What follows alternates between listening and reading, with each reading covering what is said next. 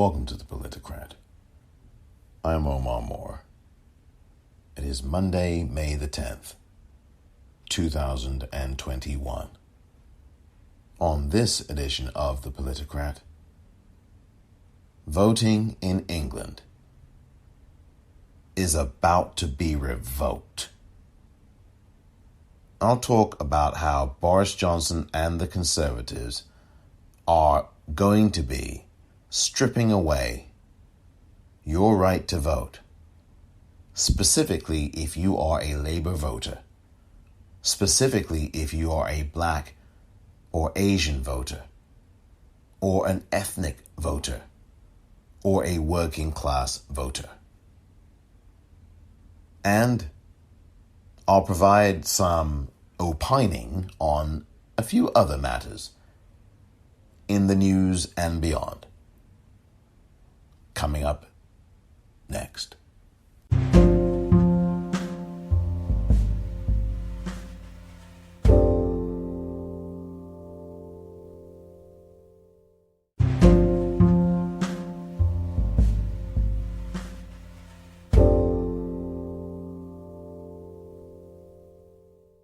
What's up, man? What's going on? Look, I'm tied up in here. This guy tied me up, but he's up in this building wreaking havoc, doing some wild shit. I need to get out of here. Damn, you all tied up in there. Yeah, I'm trapped, so let's get me out of here so we can call the cops. Let me give you a fucking one. Are you kidding me? Do I look like I'm kidding you? Listen, don't you see that my hands are tied to the steering wheel? I don't give a fuck what they're tied to. I'll fuck you up. Don't shoot, man. Get your ass up. Yeah.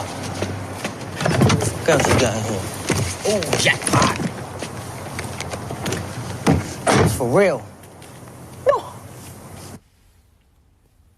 And that accurately describes what England is about to do to predominantly Black, Asian,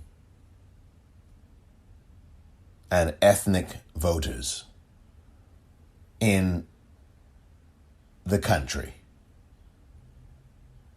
as far as voting is concerned. Because that excerpt from the 2004 film Collateral, and you heard Jamie Foxx there as the cab driver Max begging this white guy, who actually, if you look closely in the scene, has a swastika etched on the side of his face as a tattoo, begging him, look, untie me. Look, I've been tied up here. Untie me from the steering wheel. This guy's doing all this havoc. He's wreaking havoc. He's talking about Tom Cruise is Jamie Foxx's character, who, of course, in the movie, in Collateral, is a villain. And he's doing all this stuff. You know, Tom Cruise plays a serial killer, contract killer. And Jamie Foxx is begging this guy, who he doesn't know is going to pull out a gun on him. And he begs him, please, just cut me loose from here and I can call the cops. And of course, this guy pulls out a gun. I want your wallet. Give it to me. Give it to me. Oh, jackpot. Takes the briefcase from the back of the vehicle, the taxi. I'm gone. Boom. Boom. And that is exactly what Boris Johnson is going to do tomorrow in the Queen's speech. This is what's going to happen. English voters are going to get robbed. Let me make it more specific. Black, brown, and that is Asian in England. People from the Southeast Asia, from India, Pakistan, Bangladesh, number of other countries, and poor whites, working class whites, are going to be screwed by this Tory government, and they are going to make voting harder for those groups. Where have we heard this before? There's going to be a law introduced, at least mentioned during the Queen's speech, given by Queen Elizabeth II tomorrow, Tuesday, that is going to require that people show photo ID in order to vote at the polling station that they go to. This is another democracy-crushing venture on behalf of, well, at the behest of the Tories, the Conservatives. They are replicating in England what the Republican Party has been doing in the United States for decades. As you know, the Republican Party is busy all over the United States passing legislation that is a violation of any constitution, quite frankly, and flat out criminal, that outright forbids voting by black and brown people. I mean, it's just so blatant. Oh, you can't pass out water while you're waiting in a 10-hour long line. You can be fined. You can be imprisoned. You can be this. You can be that. You won't be able to vote if you pass out water to people. If you pass out pizzas to people who are hungry, old ladies who are waiting, sitting in a deck chair if they're lucky enough to, for 9.5, 10 hours in a long ass line. And if you give them a slice of pizza for their trouble, ooh, woe betide you. You may not be allowed to vote. You may be fined. You may be put behind bars. You may be in Nazi Germany.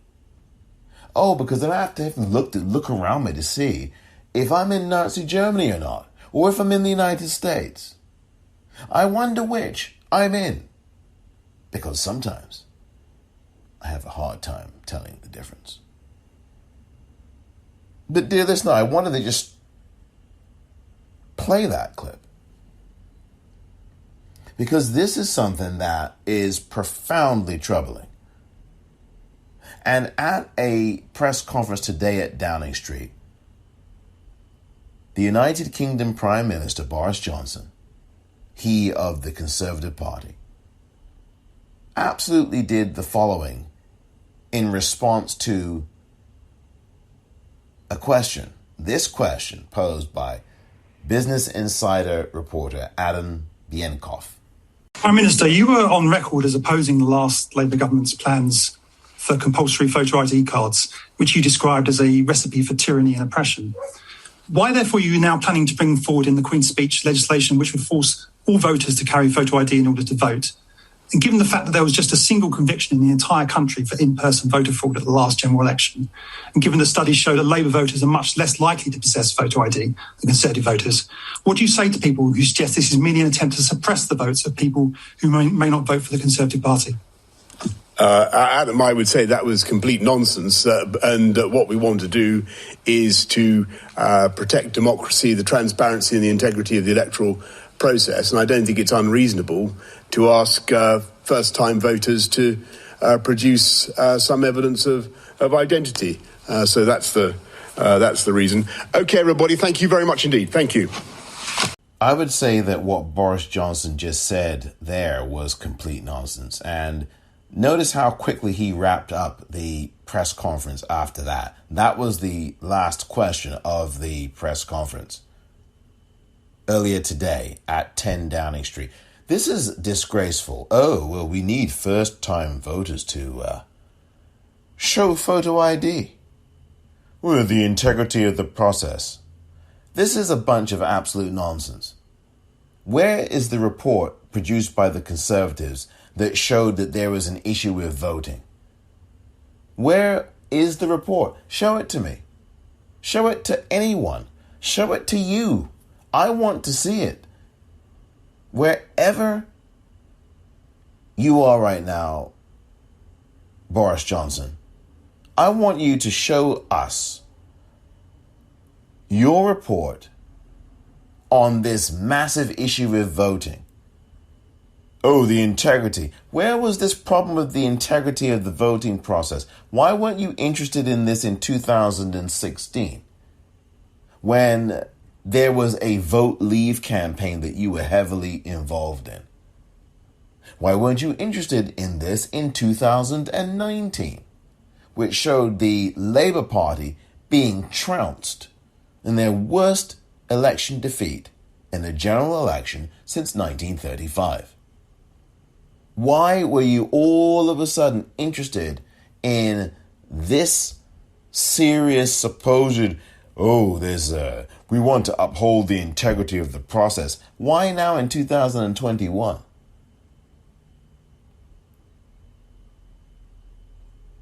You got your Brexit, your shitty little Brexit. You are relaxing restrictions, and I really don't know why, because with all these variants flying around the UK, it's just asinine that you would be rushing to open everything up. I'm all for going back to places that I enjoyed going to before this pandemic. But I'm also I'm all for growing up and being realistic and honest about where we stand as a global society, as a global village. And the fact of the matter is that we are nowhere near where we should be in terms of the so-called herd immunity to be flinging doors open, flinging open pubs, flinging open movie theaters and restaurants. I just don't see it. I just don't see it. I think roughly 30% or 35% of the UK has been fully vaccinated. And I just don't see it. And now you're telling people, well, first-time voters, you need to show ID because we want to preserve the integrity of the process. Well, you heard the reporter there from Business Insider, Adam Bienkov, asking the question and saying during his question, since there's only been one conviction in the whole of the country for voter fraud, and it was, of course, by a conservative voter. Why are you doing this? And it's only going to hurt the groups that I mentioned earlier, and it's going to hurt Labour voters. This is not going to hurt conservative voters. Why? Because conservative voters are generally whiter and richer. And they are more likely to have photo identification. This law, and it's going to happen because the law is going to be announced at the Queen's speech tomorrow. And it's going to pass because you have an overwhelming conservative majority in the House of Commons.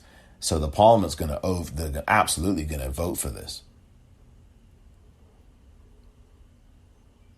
But this is a very dangerous thing because it's also going to hurt people who are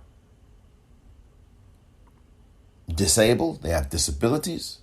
It's going to hurt people who do not have, say, driver's licenses or do not have any kind of ID at all. And it's going to hurt those other groups I talked about earlier, black people, Asian people, other ethnicities, other ethnics as they're called. It's going to hurt seniors. And it's going to hurt working class white people, poor white people. And these are the groups that tend to vote for Labour.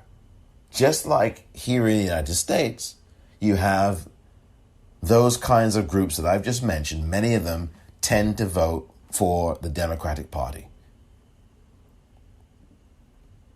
So Boris Johnson is once again being disingenuous. It would not be the first time, I just said it, once again, Boris Johnson is trying to sell you something while he lies to your face. And it's all a matter of whether people are seduced by his lies. He is seducing and traducing all kinds of boundaries and all kinds of people. And it seems to me that the people who voted for the Conservatives last week in the by-elections were actually voting for Boris Johnson more than they were actually for their own MP. That's the way I look at it. I mean, this guy and this party could literally kill somebody live on camera. And I still think that a sizable number of the English public would turn around and vote for him and this party. I mean, really, the Conservatives and Boris Johnson would literally execute someone live on air. And I'm telling you, I'm telling you, sure as day follows night, sure as the sun rises in the east and sets in the west, you will have a sizable number of people in England who will go, oh yes, that's the person for me. Boris Johnson, murderer. Oh yeah, I'll vote for him. I'll vote for that psychopathic party. Oh yes, the Tories.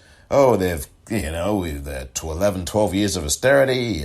You've cut the police budget. You've made schools look like garbage. You've attacked the NHS. You have contempt for it. Oh yeah, I'll vote for it. I'll vote for you. You're doing a good job. You violate women and you say all these racist things, and you're my kind of party. And that's what I think's going on. And even with all of that heinous behavior and criminal behavior and ministerial code violating behavior from the Tories, who've offered no direction for the working class in the United Kingdom. They've offered nothing for the working class. Nothing. They've offered nothing for the working class. And still, you've got traditionally working class areas of the United Kingdom, in England in particular, voting for these clowns in blue. I don't know why.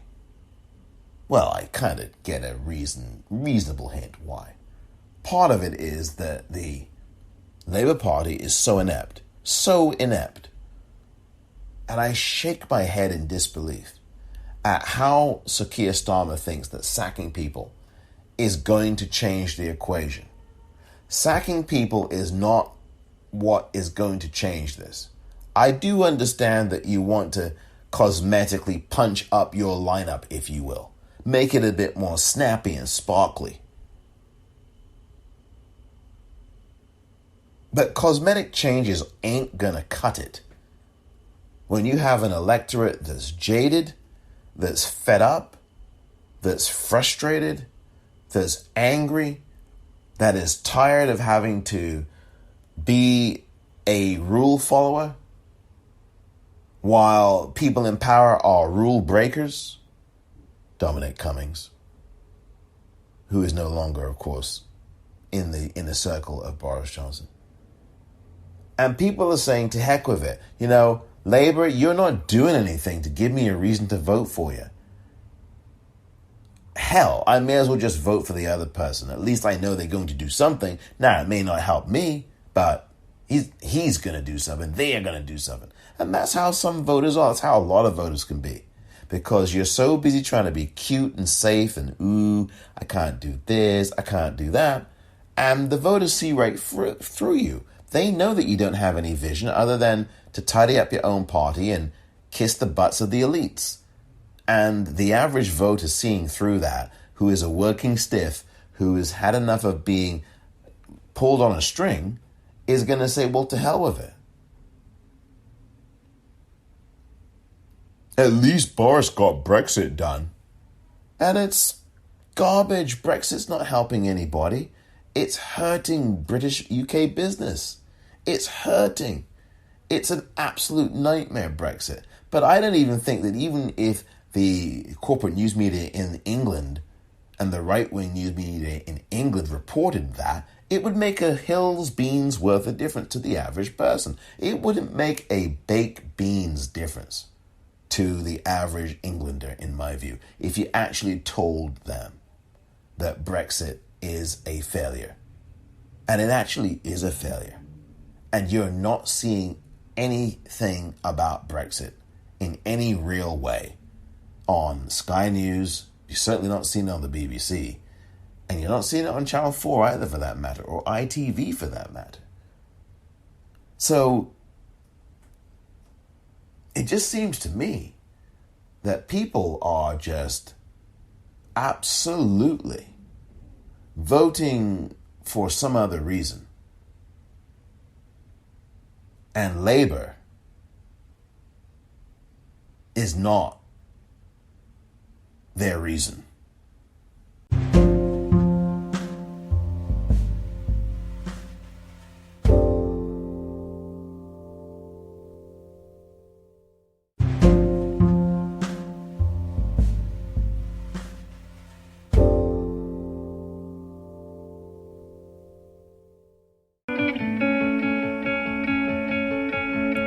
Once upon a time.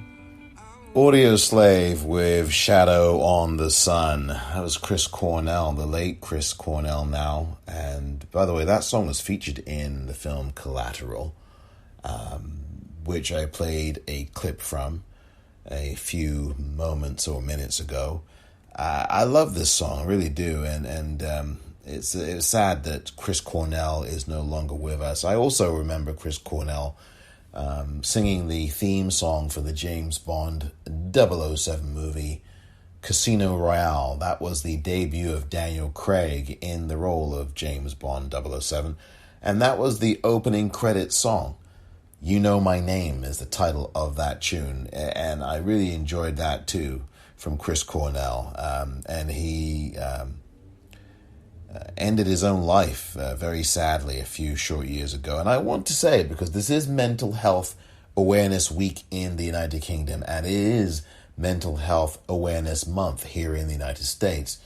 And I just want to say, dear listener, if you or anyone else that you know is struggling with mental health, is having real crises with mental health, is having a really hard time, very difficult time, you can get help. You really can get help. And there are a number of avenues of which you can go to pursue that help, because it's a very stressful time. There's a lot of things going on in life that are overwhelming, that are difficult, and challenge you, offer a lot of challenges, and provide a lot of things that may, that creep up for you. And it's very difficult. It's a very, very difficult thing. And mental health is so important. And men especially are told not to worry about mental health. Oh, you're going to be all right. You can stick it out, son. Be a tough guy. And it's being a weak guy when you don't talk about what's going on in your mind, when you don't express yourself, when you keep it all bottled up. That's what weakness is. And I know that may be harsh to hear, because some people genuinely do have problems expressing themselves, and it may not be because they want to put on a facade. It may be because they've had a very rough or abusive upbringing. They may be in an abusive relationship. And so it's very difficult because they've been taught not to open their mouths and say anything. And so you really see how that can be a really difficult thing for someone. And I'm saying to you, dear listener, if you or anyone else, whether that or whatever, are having problems, please get help.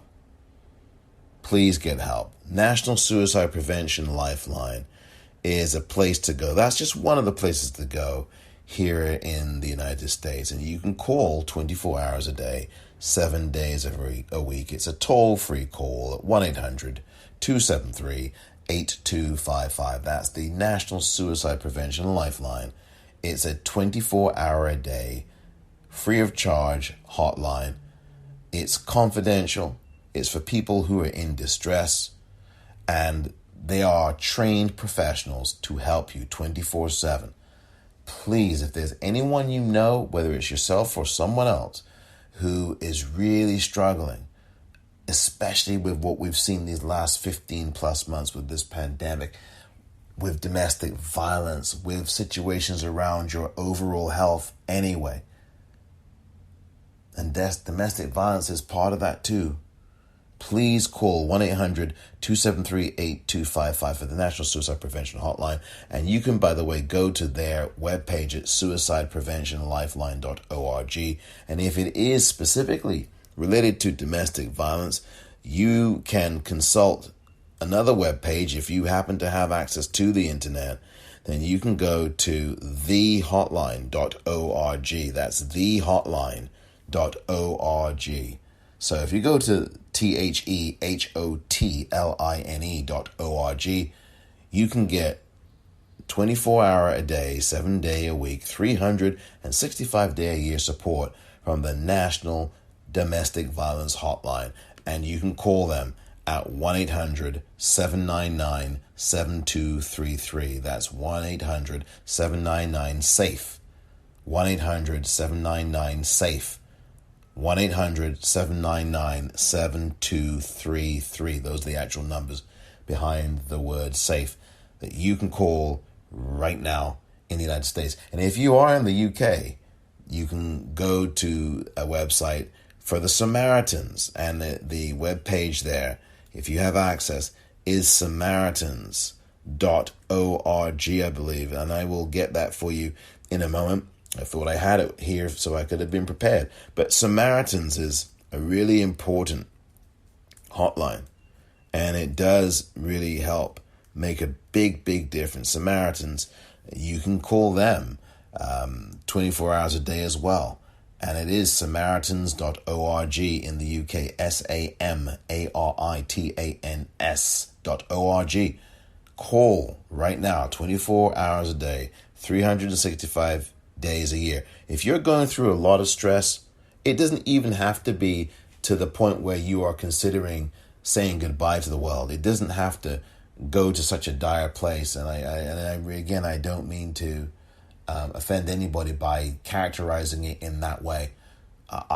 If you are struggling at all, if your mood is low, if you're not feeling good, if you're not feeling right, if you're just not feeling up with things and you just feel like the water's way above your head and you're drowning, please, even with something that may not be so urgent in your life, but something where you need something more, please call Samaritans 116-123.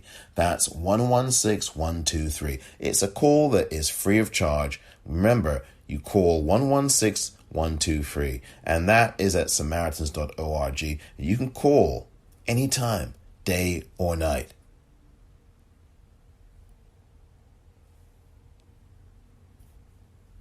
So this is where we are right now. There's a lot going on. And I just want to say that it is really good to have you listening, and I am delighted that you are. I honestly do not take you for granted, and I am truly appreciative of you for spending your precious time listening to this podcast on a daily basis. It's really an honor to have your ear. It truly is. So thank you very much. And later on this week, I'm going to be giving away a Blu-ray or DVD of I Am Not Your Negro. And I will tell you about how I'm going to be doing that, and also the Angela Davis An Autobiography book, which is a really good autobiography that I highly recommend.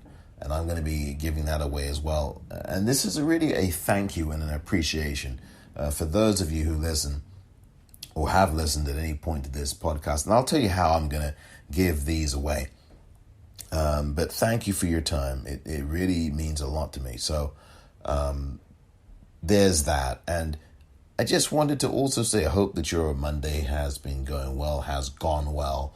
And whenever you're listening to this, I hope that your day, whenever you're listening to this podcast episode, sees you in a good frame of mind, in a place where you are feeling positive, you are feeling healthy, you are energetic and looking to move to the next place or the next step on your day and in this journey that we all go through, right? Every day is a day.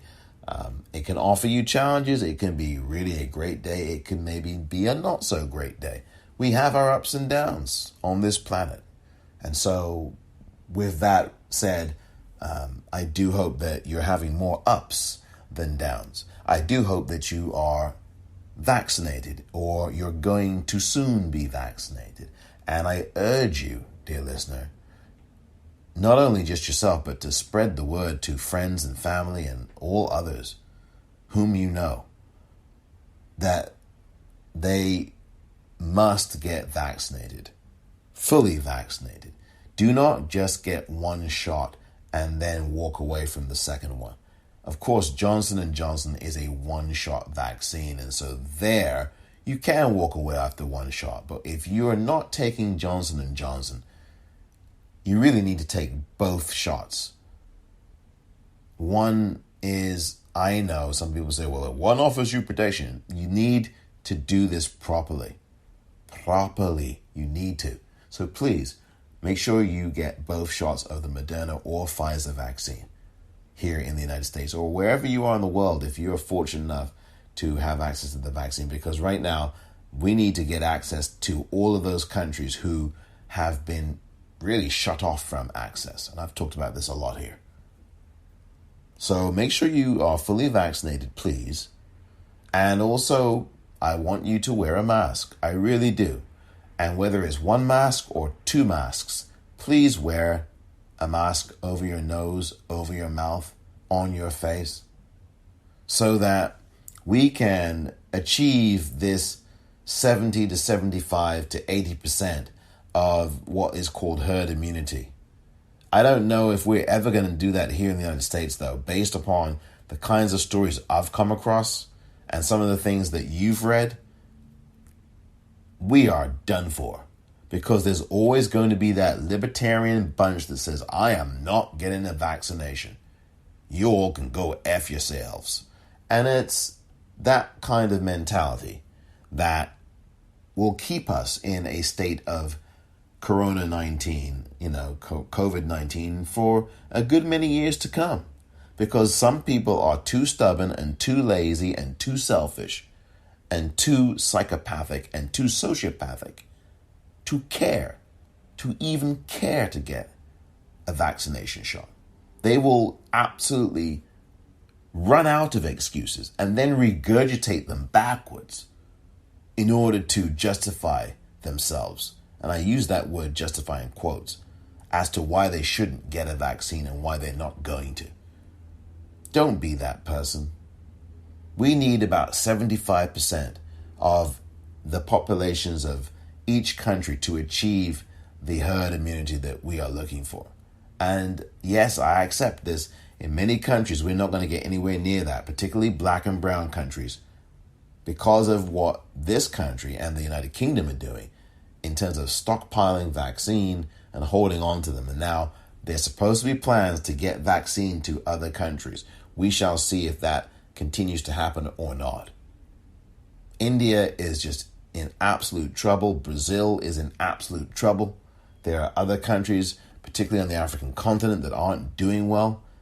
And so they all need vaccines. So I just wanted to say a few words about all of that. And it's just really important. It truly is. And I hope that you do keep that in mind, whether you've been fully vaccinated or not. Please get the vaccine and please continue to wear a mask and physically distance and wash your hands. Thank you.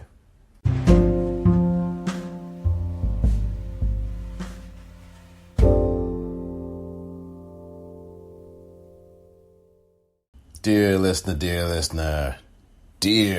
you have to go right now. Please, I want you to go to the Politicrat Daily Podcast online store because there's so much there waiting for you. So much. T-shirts, hats. I mean, that's just the tip of the iceberg. And then you've got hoodies and pens and mugs. Oh my goodness me, it just never ends. I mean, you can get lost in there. You really can. So much more. Drinkware. Socks. That's right, socks.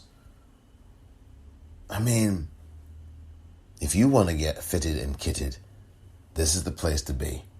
The Politicrat Daily Podcast online store. Shop there right now at the-politicrat.myshopify.com. That's the-politicrat.myshopify.com. Thank you for your support.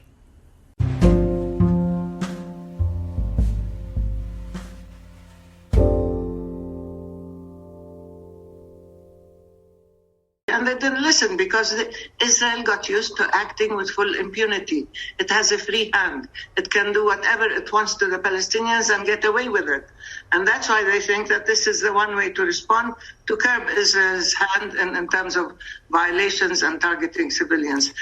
Sorry to interrupt, but we haven't got a huge amount of time, and there's a few points I want to discuss with you. What about these claims that the Palestinians who were inside the Al-Aqsa Mosque weren't worshipping? They were in there with missiles, with stones, with Molotov cocktails. They weren't there to worship. They were there to essentially to fight.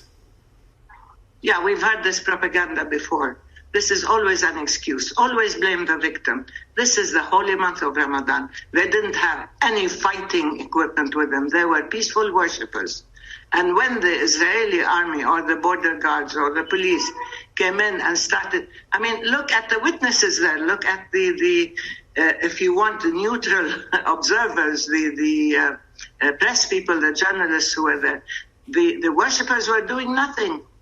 And it's the Israelis who provoked, and it's the Israeli army. They're trying, you see, to see how far they can go, to create facts, to ensure their control and their sovereignty over the Al-Haram al-Sharif and Al-Aqsa Mosque, and to create facts and therefore proceed from there. So they, as usual, they will blame the victim. As usual, they will find excuses. But there are enough witnesses now, and there is enough footage to show how Israel has willfully and deliberately escalated. And of course, this is cynically exploited by Netanyahu and his ilk for his own domestic purposes, and we all know that. But it is, as always, Palestinian lives and Palestinian rights that pay the price for domestic Israeli politics. Of course, the Israeli authorities would say that they changed the planned route of the nationalist march to try and de-escalate things. But I take your point. I just wanted to ask you about your involvement with the peace process, because obviously you were heavily involved from the start of the 1990s. How concerned are you about where things are going now? Some Palestinians have been talking about a third intifada. We know how things can get out of control very quickly. How do you see this progressing in the next few hours, the next few days? Yeah, well, I was involved in the peace process in the early days, but now there has been no peace process. And on the contrary, there has been an occupation on the rampage. But I'm seriously concerned because matters could spin out of hand. And because, as usual, the international community sits back and issues statements or observes or issues denunciations, but does not intervene, does not curb Israeli violations, does not stop the settlement activities, the expansion of land theft, the taking over of resources, people's homes, for heaven's sake, the killing of civilians. So unless there is accountability for Israel, this will continue. And of course, with the Trump administration, for 4 years, Israel felt emboldened and it speeded up, it escalated its campaign, whether in terms of ethnic cleansing or in terms of control of the land or illegally annexing more and more land, even de facto. So if they want to destroy the chances of peace, they are doing a good job of it. And if they are attempting to inflame public opinion, not just in Palestine, but in the Arab world and the Muslim world, they are doing so very effectively. Israel has to learn there are limits, and there are There are international laws and legal norms and moral systems that they have to be bound by, and they cannot have a free hand in order to wreak havoc in Palestinian lives and do what it wants without any kind of accountability. This impunity has to stop. That was Palestinian author, activist, writer, and freedom fighter Hanan Ashrawi earlier today on Sky News, talking to Jonathan Samuels about the atrocities that are being committed in Jerusalem against the Palestinian people. Palestinians, at least nine of whom were killed on Monday by Israeli police, I believe, in a peaceful demonstration. There was this violence. 3 children were among the 9 killed. And this is something that's been going on now for 60 years, if not more. And Hanan Ashrawi is correct. This is Israeli aggression. There are many Jewish people in Israel who are vigorously against what the Israeli army and what Netanyahu is doing. People must understand that Bibi Netanyahu, as he's called, is vastly unpopular with a great many people in Israel, in the citizenry.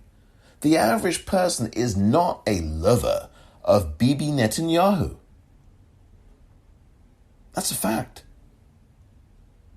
This guy is a butcher and a murderer. I have no problem saying that, dear listener. And the facts back me up.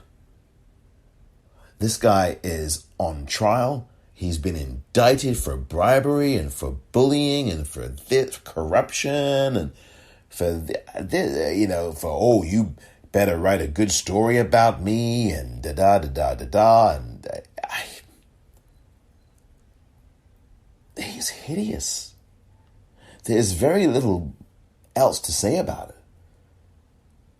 He is not popular amongst the general public in Israel. Of course, you would never hear that on Sky News. You'd never hear that on the BBC, certainly not the BBC, and you damn sure won't hear about that here in the United States. Netanyahu is unpopular. He is probably at his most unpopular point in his whole premiership. I believe it's prime minister, yeah. I always get mixed up. Prime minister of Israel. And there's the president of Israel as well, and there's a prime minister. I always get mixed up between the two. And I don't remember which one Netanyahu is, but the fact of the matter is that he is on his way out. Every time I say that, though, I think that I get proven wrong. Because I think I alluded to this a few weeks ago. The most recent election that happened, or at least one of them, there's been 4 of them in the last 2 years now in Israel. 4 national elections in the last 2.5 years or so in Israel. And I remember at least one of them was so close that what happened was there was a power-sharing agreement between Netanyahu and Benny Gantz from the Blue and White Party. And by the way, Benny Gantz ain't particularly this great guy either. He believes in some of the very same things that Netanyahu does, Israel is the one state, Palestinians can go sod off, blah-de-blah-de-blah. This ain't your land, get off it, even though it is the Palestinians' land. No, don't, come on. But there was supposed to be this, and there is this power-sharing agreement where Netanyahu takes power for the first 18 months, and then he sods off, and then in comes Benny Gantz for the remaining, 18 months or whatever of the term. That was the agreement. And Netanyahu is damaged goods. He is someone who really now should not even be in the office. He doesn't even really have a majority in the Knesset. And the Likud party, I think, behind his back, would probably wish to say good riddance to him. I mean, this is just, it's unconscionable what's going on in Jerusalem, what's going on all over to the Palestinian people. This is just, in the Middle East, this is awful. And the coverage does not accurately reflect the realities of what is going on and how much the Palestinian people are being brutalized, being assassinated, being murdered by Israeli soldiers, by government policies in Israel, by Netanyahu's policies. Netanyahu is an out-and-out racist as well. The kinds of racist things he said is absolutely disgusting what he says. And this guy is clinging to power by his fingernails, while Palestinian people continue to be murdered by the Israeli police and Israeli military. I'm not making any of that up. And like I said before, there is and are a great many people who are Jewish, who are Israeli, who are in Israel, who absolutely deplore Netanyahu and are absolutely in support of the Palestinian people. Now, you won't see that coverage on your news here in the United States. You won't see that coverage on your news in the United Kingdom. But all you have to do is go on social media and you'll find some of this. You'll find some Twitter accounts. I think some of them are even verified accounts. Not that that counts for meaning that they're the creme de la creme of anything.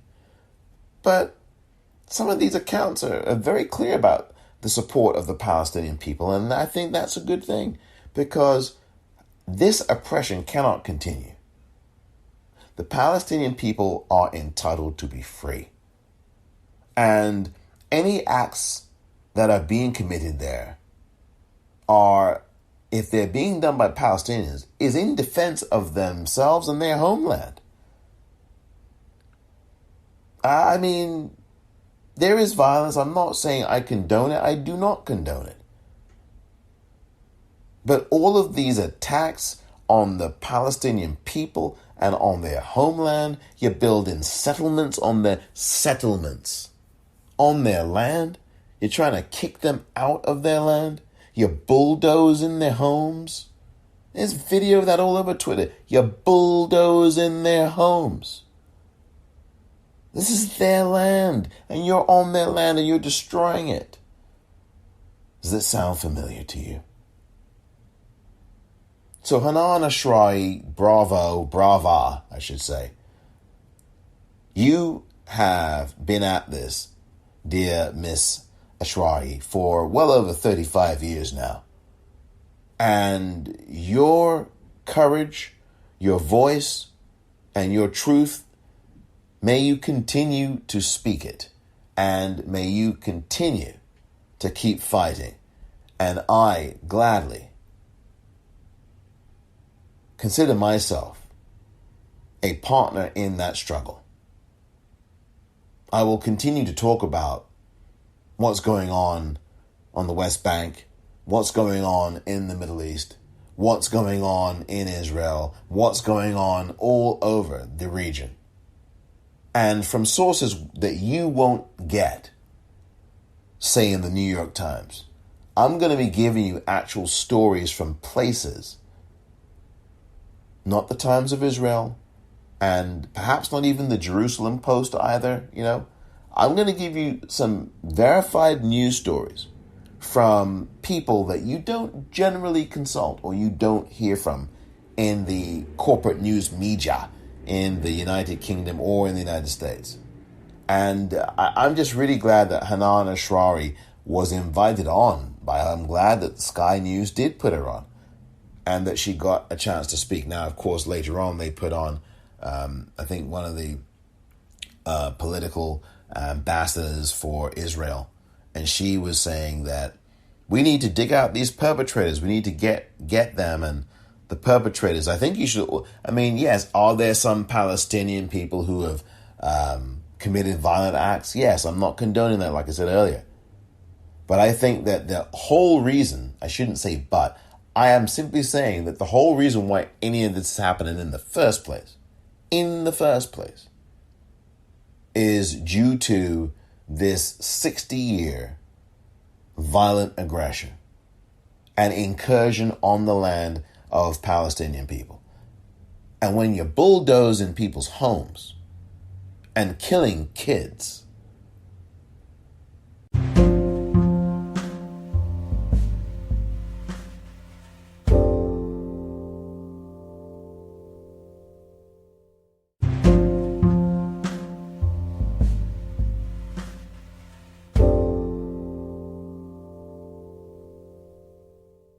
disappointment, hurt, and sadness I feel tonight, because obviously it's inevitable now, and so yeah, look, I'm gutted.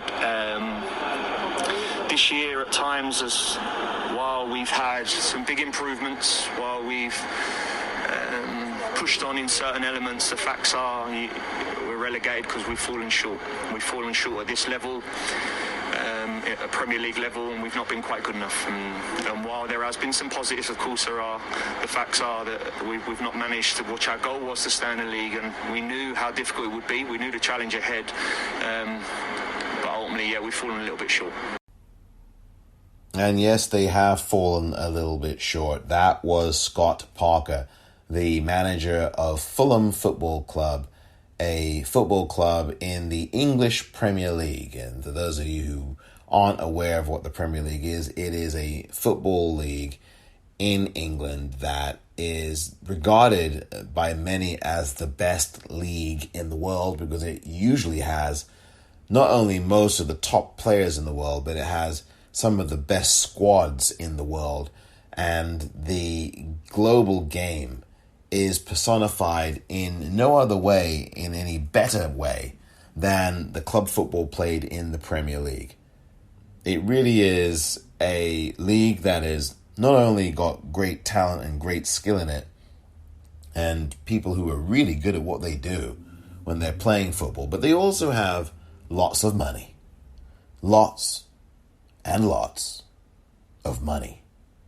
And that money has helped the Premier League to become a global brand, just the way that football itself is global with the World Cup every 4 years. The Premier League has become that on its own.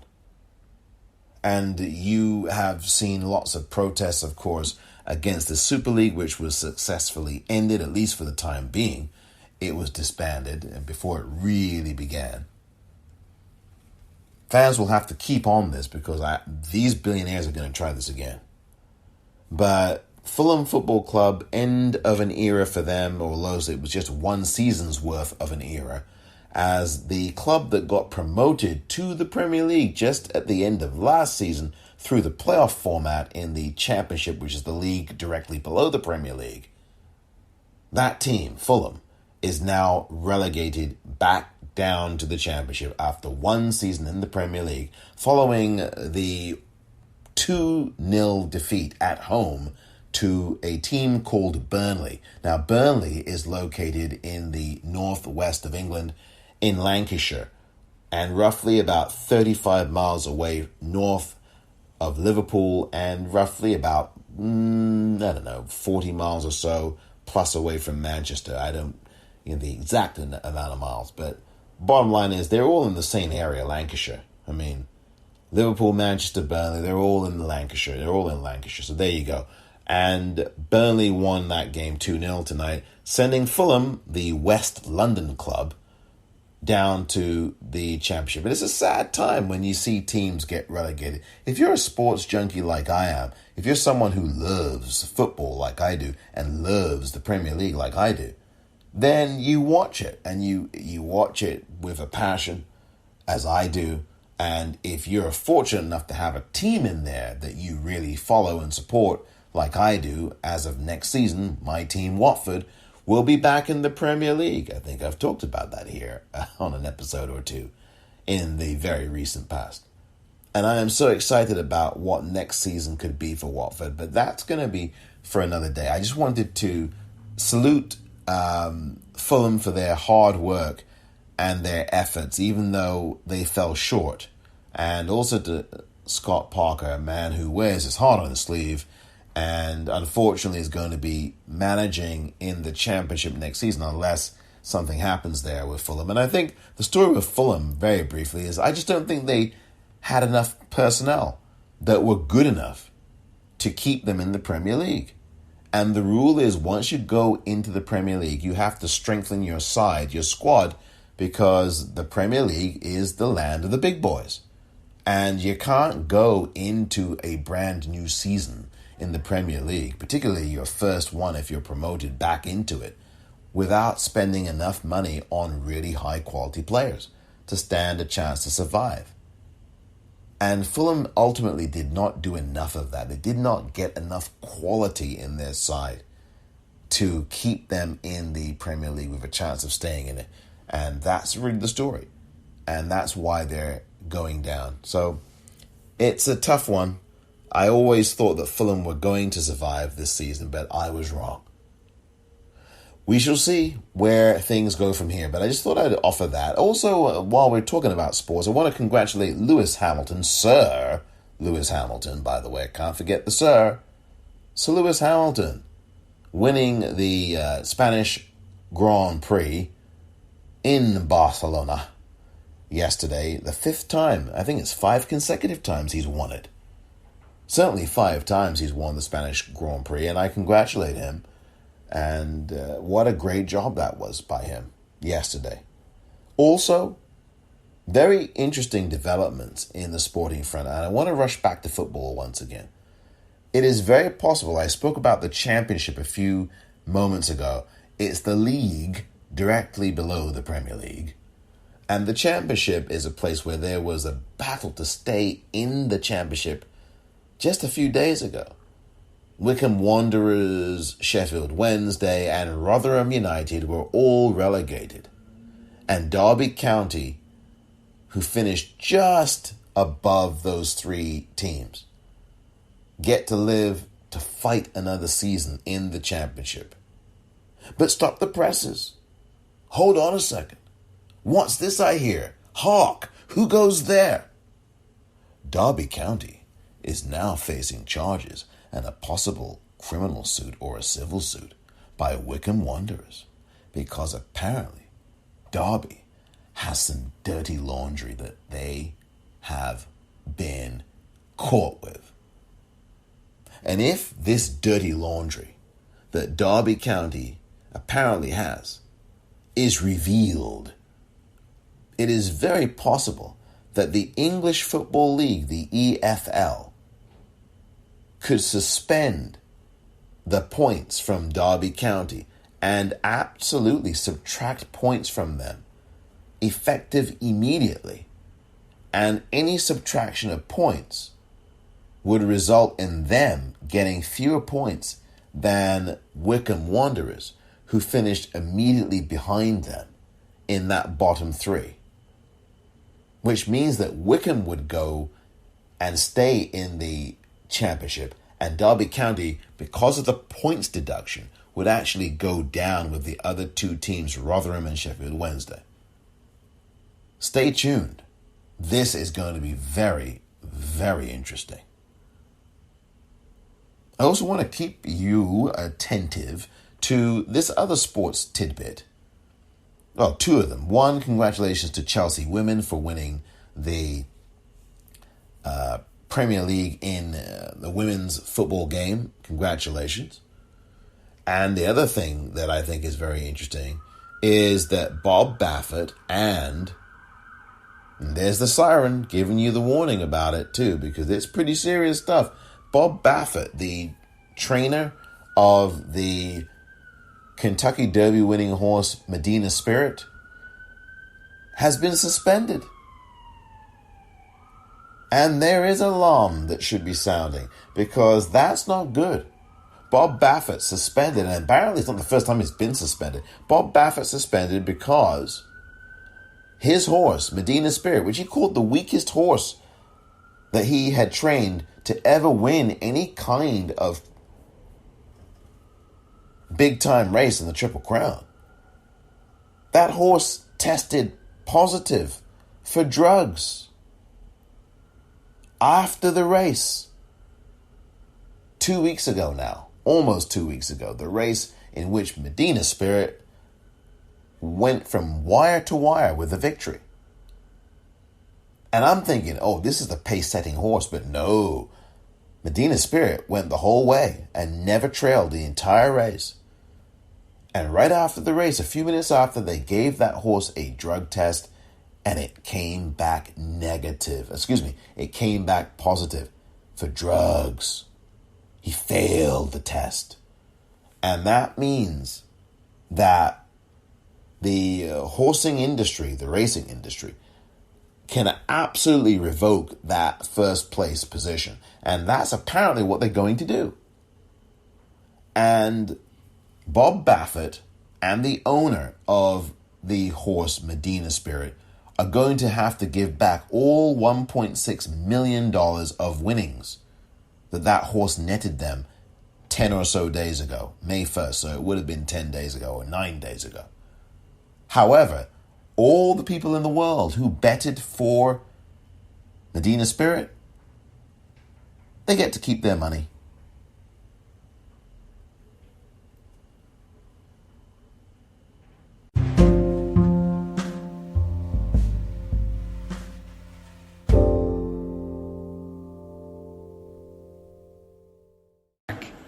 But it's not nearly. We need to stay focused on creating jobs and beating this pandemic today and building back better for tomorrow. The American Rescue Plan is just that, a rescue plan. It's to get us out of the crisis and back on the track, but it's not nearly enough. That's why we need the American Jobs Plan, which is an 8-year investment strategy to make sure working people of this country get to share in the benefits of a rising economy.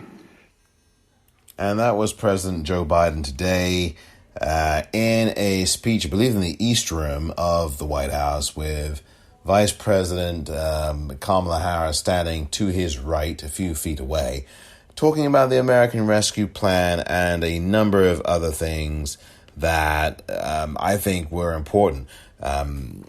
This is, look, last week was not so great, at least the end of the week, for job growth in the United States, because there was a very disappointing jobs report. Roughly 230,000 or so jobs had been created. That's a really low number, one of the lowest numbers in a long time, although President Biden today acknowledged it, but also actually 266,000 jobs. So I shaved off 36,000 jobs off of that total. But he did mention that 1.5 million jobs have been created in the country, and I think that's still a very good thing. It's more jobs than any other president has created in the first 100 days of any president's term. And that's really, really impressive. But yeah, that was not a good number last week. 266,000 jobs. Oh dear. For the month of April, that is, excuse me. And that's not good. That's not good. That's really low. Again, the speech today, I think, was a good one, though, overall. Touting the American Jobs Plan, something that, as you heard there in that clip from President Biden, is an 8-year strategy and investment to really allow working class people, who really were the ones who voted Joe Biden into the White House, to really get the benefits of what is going to be a rebounding economy, especially once people are allowed to go back into restaurants and bars. Well, in England, that will start as soon as next Monday. I didn't mention that, I don't think. But earlier I didn't mention that. But that was one of the things Boris Johnson talked about today, by the way, that next Monday, a week from today, bars and restaurants will be open in many a place in the United Kingdom, in England. And there will be, for school kids who are going to school, no wearing of masks required. And there will be sports stadia open with, subject to, of course, limited capacities, but the sports venues will be open again, which means that the Champions League final almost certainly is going to be played in England, but that's a whole nother story. and that's a whole nother topic. But even in Boris Johnson's remarks today at his 10 Downing Street press conference, he actually used President Biden's term and his campaign term, Build Back Better. I couldn't believe it. And actually, it's not the first time I've heard him say it. He said it in a speech a few days ago. So they've obviously had some conversation. Or was it just a case of Boris Johnson plagiarizing once again?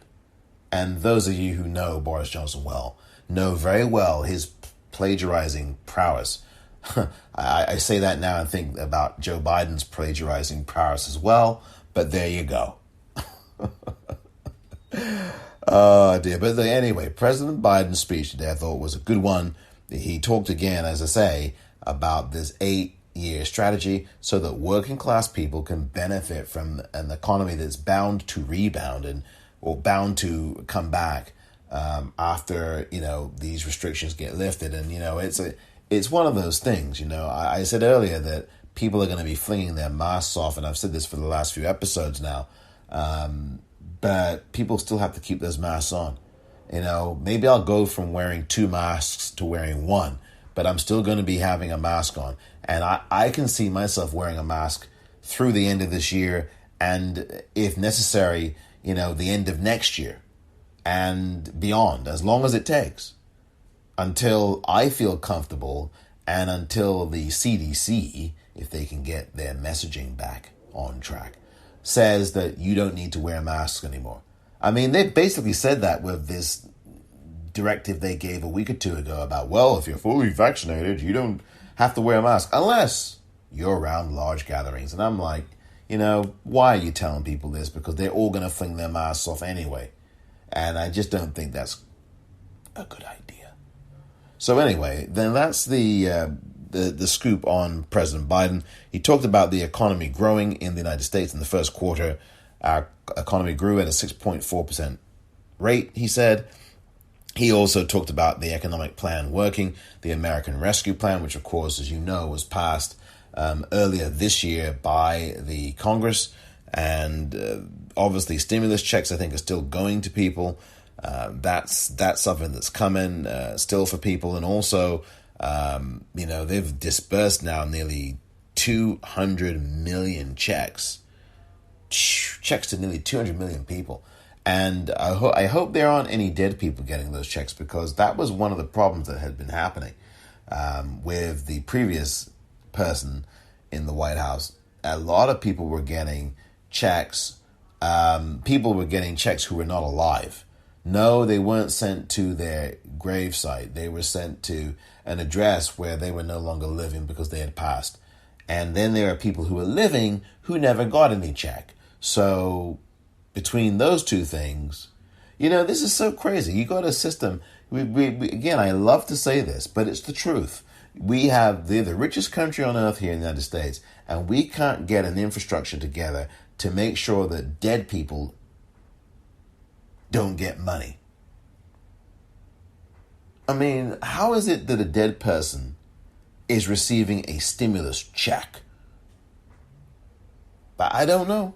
I really, that's just a question in the ether for you to try to answer.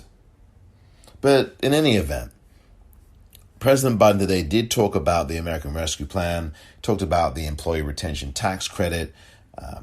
This was an incentive credit for every worker that is kept on a job or who is rehired to one in a medium or small business. They get this direct credit. There's also something in there in the American Rescue Plan about child care and allowing family protection and families getting economic boosts, women getting back to work thanks to some of the things that the American Rescue Plan is trying to do, because women are the ones who've suffered the most. And see, that's another thing.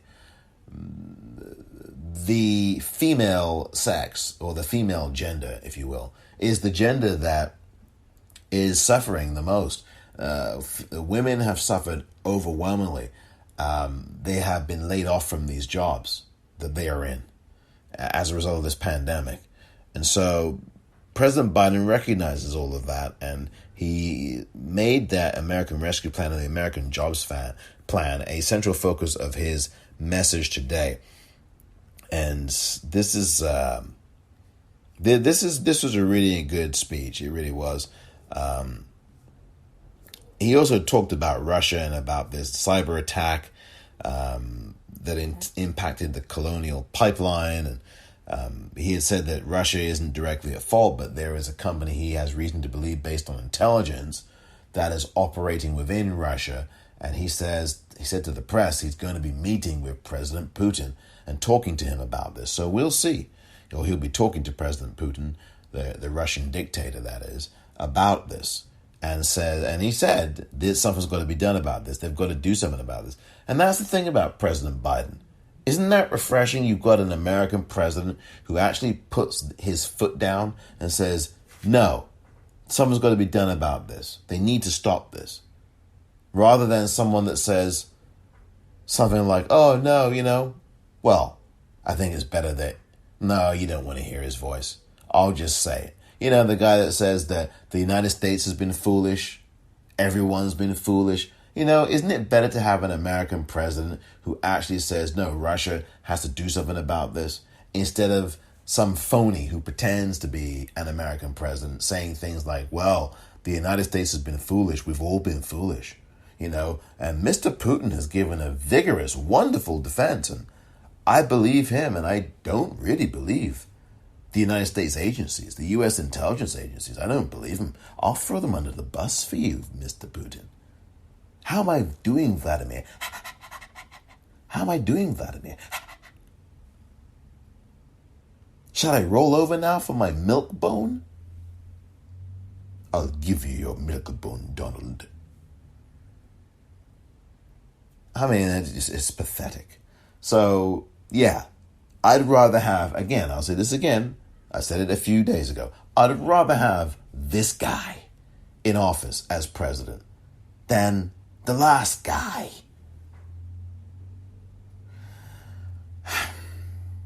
So anyway, that was that with President Biden. My goodness me, it's amazing how things happen. It really is. There's so much to opine on. But I think I'm going to leave it here for now. I think I'm going to leave it here for now. I mean, this Labour reshuffle with Keir Starmer, by the way, in the United Kingdom, I hinted at it earlier. I said a bit about it over the weekend. It's just been a disaster, So Keir Starmer may face a leadership challenge before the end of this year.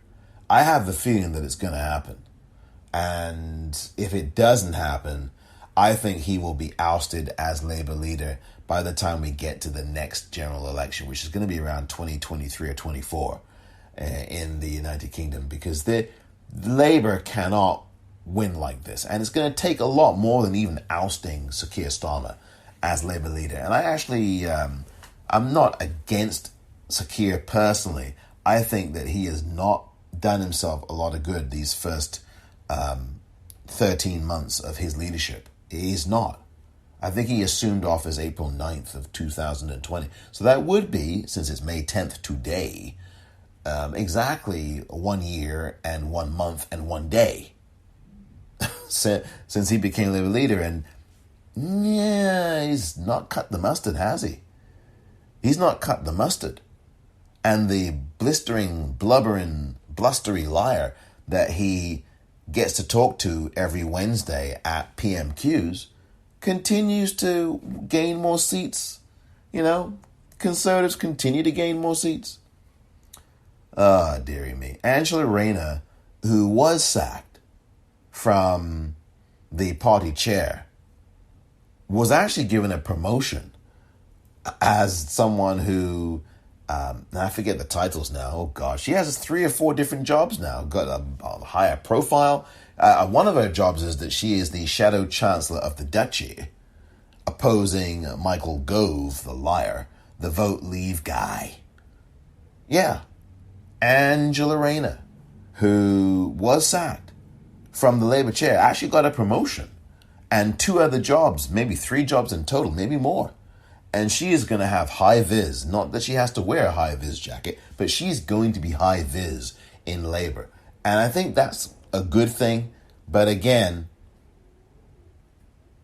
the brain trust of Labour is going to have to start appealing to the working class. And definitely Angela Rayner is someone who will appeal to the working class because she is a working class person herself. And as the shadow chancellor of the duchy in Lancaster, opposing and shadowing Mr. Michael Gove, the Vote Leave liar, I think that's a really good position for her. But I really want to see a woman leading Labour. Labour is the only party in England, of the major political parties there, never to have had a woman leading it. And there are some really good candidates, including Angela Rayner, including Lisa Nandy, including Thangam Debonair, who, by the way, got promoted into the cabinet of Sir Keir Starmer, the shadow cabinet. And she's really good, Thangam Debonair. And there are others as well I could name who would be great Labour leaders. But first, Labour has to get itself together. And I'm hoping that the Labour Party soul searches and acts and changes and appeals to the roots that it has wandered away from for at least the last 20 years.